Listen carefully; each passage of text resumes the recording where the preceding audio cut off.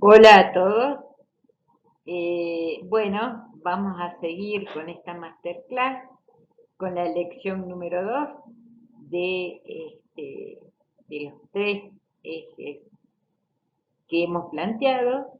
Y en esta lección vamos a ver con vista de águila qué son los modelos que se aplican en psicoterapia sistémica. Los modelos es un campo de la asistencia y el bienestar, para lograr el bienestar y la asistencia a todos los consultantes que presenten conflictos a nivel individual, de pareja, familiares y de problemas en las organizaciones. O sea, no es que se limita solamente a la familia. En un primer orden, los modelos se establecían en base al orden en el que uno llegaba y debía acatar lo que ya estaba establecido.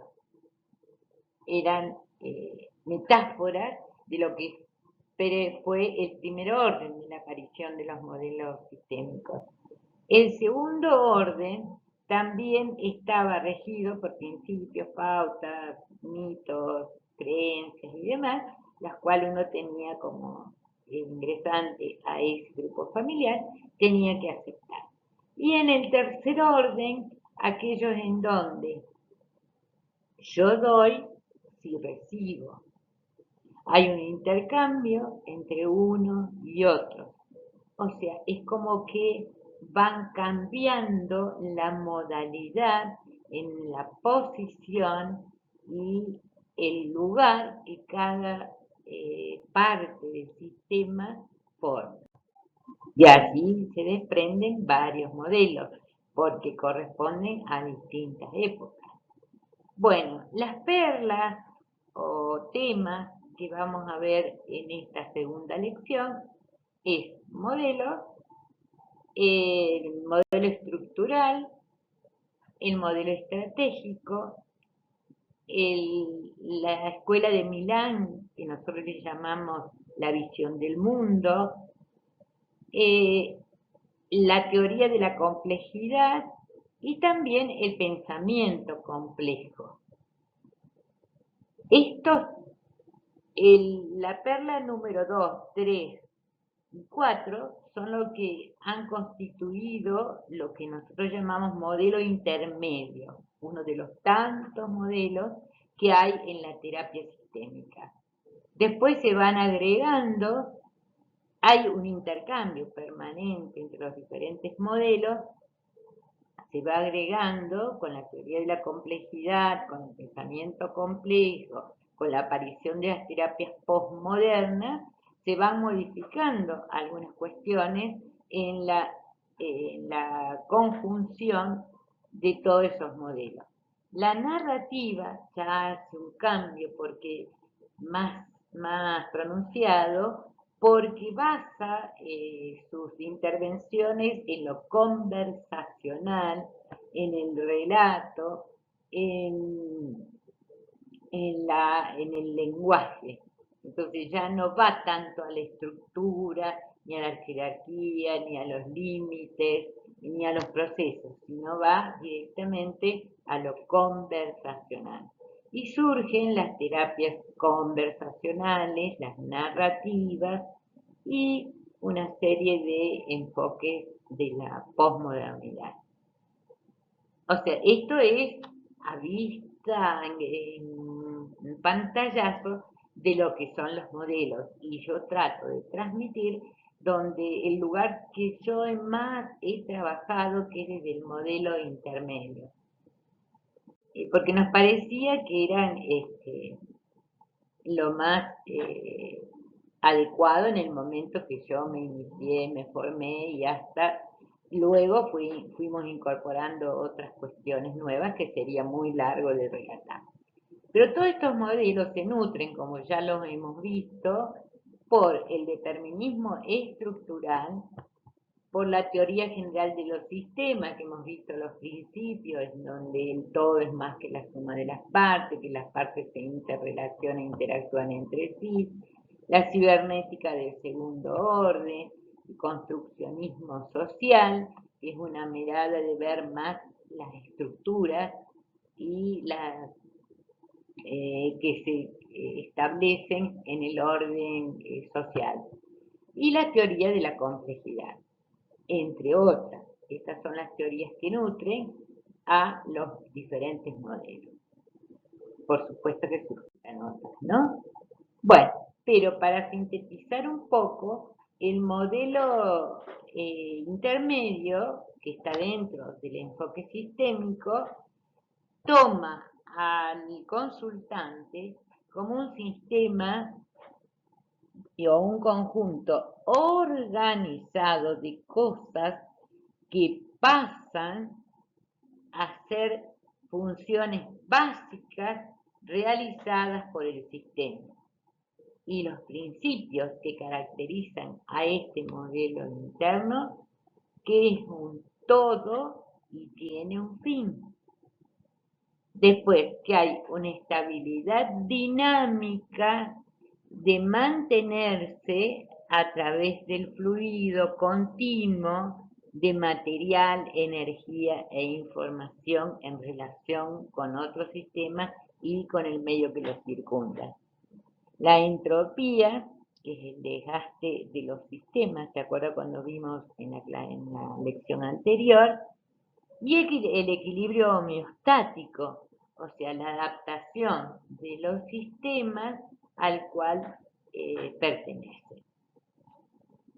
Por eso tienden a mantener la homeostasis los sistemas. En el caso de la psicoterapia, los individuos, las familias tienden a mantener esa homeostasis y mostrando cierta resistencia al cambio. Los modelos intermedios se basan en tres modelos, ¿no? Uno es el modelo estructural, el otro es el modelo de proceso o estratégico y la Escuela de Milán con su visión del mundo.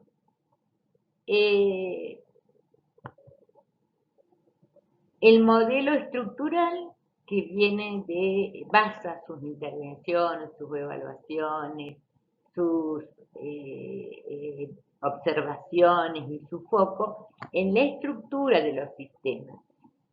Por ejemplo, en los subsistemas, en los límites, en los ciclos vitales, en el genograma. Luego también se constituye se toman cosas de la Escuela de Milán, que nosotros llamamos visión de mundo, y también del modelo estratégico, que es el modelo procesual, o que nosotros llamamos de proceso. ¿Qué se hace? ¿Cuáles son las acciones que vamos a implementar en esta cuestión de la intervención cuando tenemos los consultantes?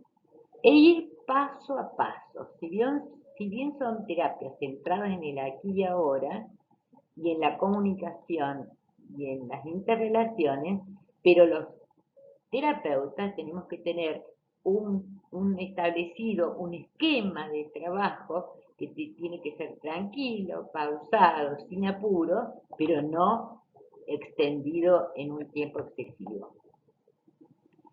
El primer paso, después del motivo de consulta, es identificar y seleccionar el problema, porque la gente viene con innumerable cantidad de problemas, pero nosotros no podemos trabajar con todos. Junto con ellos vamos a seleccionar cuál es el problema que se considera que trae mayor conflicto o mayor disfuncionalidad. Después de ese análisis, tenemos que pasar a ver esa identificación, tenemos que tratar de analizar cuál es el problema, qué cosas, qué variables intervienen en la construcción de ese problema, cómo lo mira cada uno de los miembros del grupo familiar, o en su caso la pareja o el individuo. En un tercer momento, generar junto con los pacientes cuáles podrían ser las soluciones a ese problema potencialmente para llevarlas a cabo. Después, en una cuarta instancia, es seleccionar, siempre en conjunto con los pacientes, la planificación de la solución. Esa planificación se lleva después a la acción, o sea, a la aplicación de esa solución que se diseñó en el sistema terapéutico, llegarlas a aplicar. Y luego evaluar si esa solución solucionó el problema planteado. Esos son los paso a paso. Cada uno de estos pasos está sustentado, apoyado en técnicas de intervención, no de cualquier manera. Y después, en el taller, vamos a ver qué técnicas se implementan para cada una de estas estrategias de intervención. La teoría general de los sistemas, que ya lo vimos en la lección anterior, es como psicoterapia, es la que implementa Minuchin, Virginia Satir, Bateson anteriormente, y crean el MPI, que es de un instituto de formación, pero ha habido varios y han ido modificándose. Por eso yo lo nombro a él como cabecera, pero hay otros más. El modelo estructural lo que plantea es que, primer principio fundamental, trabajan con familias, ¿no? Que se considera a la familia como un sistema que se autorregula, como los sistemas que estuvimos viendo en vistazo general en la lección anterior. Tienden los terapeutas estructurales a implementar mejoras en la comunicación, porque hay varios estilos de comunicar, y analizar desde los 5 axiomas de Vaslavic cuál es la tipología comunicacional que utiliza ese sistema particular. Y fomenta el ajuste en las reglas y en el funcionamiento de la familia que lo rigen. ¿Cuáles son esas reglas? Si son rígidas, si son flexibles, si se adaptan a las circunstancias, si se adaptan a la situación por la cual están atravesando. O sea, cada uno de estos ítems se llevan a cabo de una manera con técnicas específicas para el abordaje. El modelo estratégico va a aportar y a visualizar y a hacer foco en esas reglas. ¿Se recuerdan que les dije recién? Las reglas o pautas de interacción entre los miembros o entre el individuo y los otros miembros significativos que producen interacciones disfuncionales. Un ejemplo cortito de lo que puede ser un patrón disfuncional. Sacado de un caso en particular, ¿no? Veíamos una niñita que cuando a la hora de hacer las tareas lloraba. Justo coincidía con el regreso de su papá del trabajo. Entonces papá la retaba, la madre insistía en que hiciera las tareas, la nena lloraba. El circuito o el patrón era este. La nena hacía las tareas, la madre le exigía que las hiciera y el padre la retaba porque no las terminaba. Ese circuito o ese patrón interaccional era reiterativo, repetitivo y todas las tardes de los días escolares se daba de la misma manera. Entonces la nena lloraba y lloraba y lloraba y extraída la consulta por eso. Entonces cuando se visualizó el patrón, que tiene que ser de todos los miembros que intervienen, se trató de modificar. ¿Y qué se hizo? Se definió de una manera diferente los subsistemas. O sea, padre y madre, que son el sistema eh, paternal o de padres, cambiaron los roles. O sea, mamá se separaba un poquito, lo poníamos más periférico y papá entraba más en relación con su hija con respecto a las tareas. Esta técnica dio resultados. A veces no dan resultados las técnicas que uno diseña o elabora para modificar el patrón de interacción. Entonces se buscan técnicas alternativas. Y algunas son casi por ensayo y error. Y el modelo estratégico considera que estos problemas, estos patrones, pueden ser identificados en las sesiones de terapia, pueden ser totalmente identificados y modificados en las mismas sesiones o con tareas que ellos lleven entre sesión y sesión.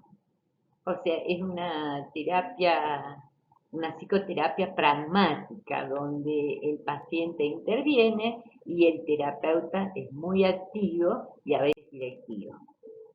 La escuela de Milán, otra escuela que surge casi en el mismo momento en que surge el enfoque estructural en Estados Unidos, en Italia surge la escuela de Milán con Boscolo, con Juliana Prata, que ahora ya se separaron y están trabajando en otras cuestiones.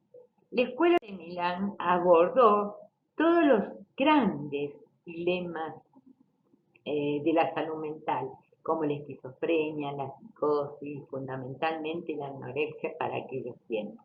Y ellos aportaron estos principios, que incluían la neutralidad del terapeuta, ¿no? El terapeuta debería mantenerse neutral, después eso cambia, ¿no? Y las preguntas que se debían hacer eran circulares. ¿Y qué intención tenían esas preguntas circulares?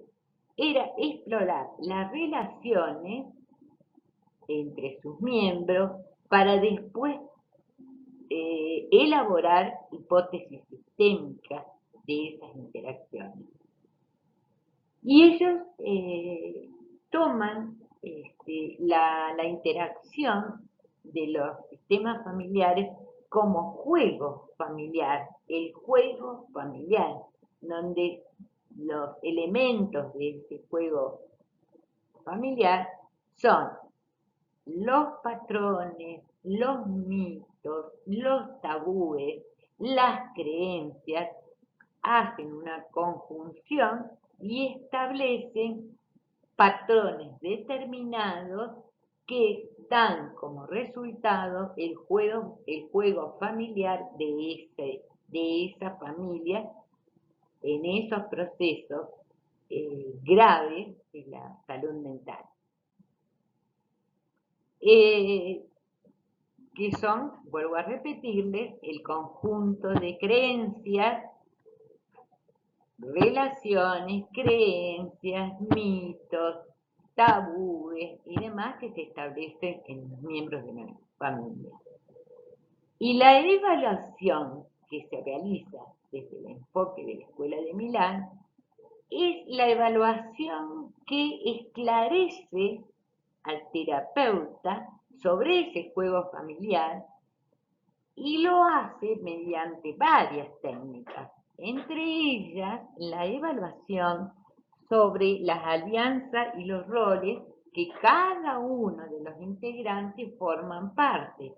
Otra técnica que ellos aportaron fue las preguntas circulares, la cuestión de los mitos y creencias, la evaluación, las paradojas y las contraparadojas, o sea, técnicas paradojales para lograr resultados contrarios, el análisis de los mitos y el cambio de algunos mitos familiares a través de rituales, a través de tareas le asignaban a los grupos familiares. Aparece también la teoría de la complejidad, que refuerza algunos aspectos ya instalados en la psicoterapia sistémica y hablan de la intersubjetividad. ¿Se acuerdan de Maturana? Que decía, nosotros somos sujetos en relación, siempre estamos en relación con otros, nunca estamos solos. Entonces aparece este concepto tan importante que refuerza lo de las relaciones, que es de la intersubjetividad. La autorreferencia de la percepción. Nosotros, todos los seres humanos, percibimos la realidad desde nuestras concepciones, desde nuestras creencias. Y por eso existe variación entre esa percepción de la realidad. La percepción que uno tiene puede ser totalmente diferente a la que yo tengo.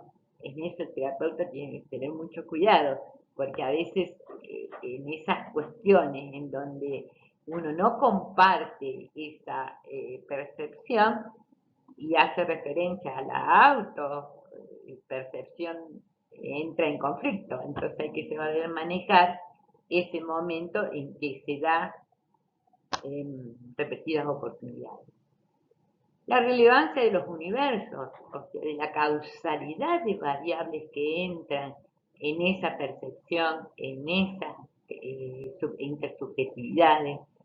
Y también aparece el poder del trabajo en equipo, ¿no? Esto de la co-construcción del conocimiento, esto de las conversaciones, de los multiuniversos, que quieren decir las múltiples miradas que tenemos sobre la realidad. Y en psicoterapia aparece la cuestión del equipo reflexivo. O sea, recuerdan que yo les decía que trabajábamos con cámara Gesell. Entonces, por detrás existía de la cámara Gesell un grupo de gente que se llamaba equipo reflexivo, que trabajaba sobre lo que se visualizaba en el sistema terapéutico. La teoría, esto sintéticamente, ¿no? Y aplicado fundamentalmente a lo que es la psicoterapia. Aparece un pensamiento, el pensar de modo complejo. Por esto es aquello de reaprender, dejar de lado lo aprendido e instalar constructos nuevos, constructos cognitivos nuevos, de acuerdo a todas estas teorías que estamos analizando. Entonces, pensar de modo complejo significa el cuidado con las ideas que yo tengo y mi percepción, si están o no acordes a lo que el consultante me trae. Hay un cambio profundo en este modo de pensar y abordar la realidad, por un lado. Y por otro lado, el pensar en modo complejo va desde la visión lineal a la visión circular y compleja. La capacidad de pensar en el metanivel, o sea, el que observa forma parte del observado. El terapeuta, al entrar al sistema terapéutico, forma parte de ese sistema. O sea, como terapeuta entramos a ser un miembro más de ese sistema terapéutico. Entonces, se produce allí una observación y un observarse. ¿Sí? Observo y me observo. Observo y me observo. O sea, ya no es la directividad del terapeuta, sino este posicionamiento y función diferente. La conciencia del propio prejuicio. Los prejuicios nos trascienden a todos. Entonces nosotros tenemos que tener una flexibilidad y una amplitud con respecto al tema de los valores, prejuicios, creencias, mitos, costumbres, etcétera, etcétera. Entonces, fíjense cómo se va modificando a través del paradigma de la complejidad la mirada y a la vez la aparición de otros modelos del abordaje en la psicoterapia sistémica. En resumen, hemos visto en esta lección, con vista de águila, cómo surge el modelo sistémico, qué teorías lo sustentan, que ya lo habíamos visto en la lección anterior, qué lo amplía, la aparición de qué teorías amplían esta visión, que ya es abarcativa, que es holística, que es macrosistémica, y qué nuevo paradigma aparece, que es el paradigma de la compra. Ahora, en un minuto, van a tratar de escribir en sus cuadernos de apunte lo que han visto en este video. Escriban en un minuto.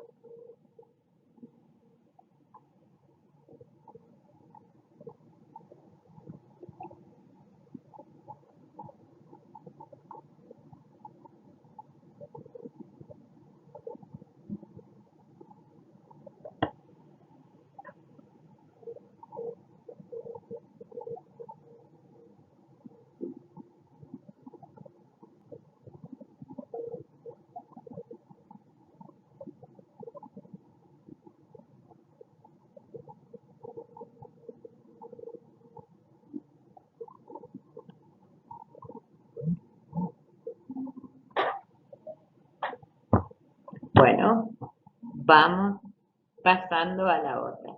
Esto de escribir, porque realmente los aprendizajes, si no se fijan, se olvidan. Entonces, esto de tomar nota y de escribir lo que les dejó esta lección es importantísimo para que ustedes lo graben y después sea punto de inicio de investigaciones más profundas o más ampliadas. ¿Qué has descubierto en este video? ¿Cómo lo vas a aplicar a nivel personal? Y toma nota, lo que decía recién, de porque los aprendizajes se pierden si no. Y ahora viene una tarea que se llevan ustedes para hacer, que es aplicar lo que han aprendido. ¿Cuáles son las teorías que dan lugar a la aparición de los modelos sistémicos? Es necesario conocer los orígenes del modelo y del modelo sistémico y de la psicoterapia sistémica para un terapeuta sistémico. Yo sí, creo que sí. Es como conocer nuestros propios orígenes, es fundamental para poder conocernos a nosotros mismos. Describan sintéticamente cuáles son y, si es posible, realicen una línea de tiempo con lo que vieron en este video, que fue muy escueto, pero agregándole cosas con el material que yo les voy a enviar. Nos vemos en la próxima lección, que será en un ratito, y con esta frase que me parece interesantísima. Cada final es un nuevo comienzo. Hagamos que nuestros caminos se crucen de nuevo. Bueno, hasta luego. Chaucito.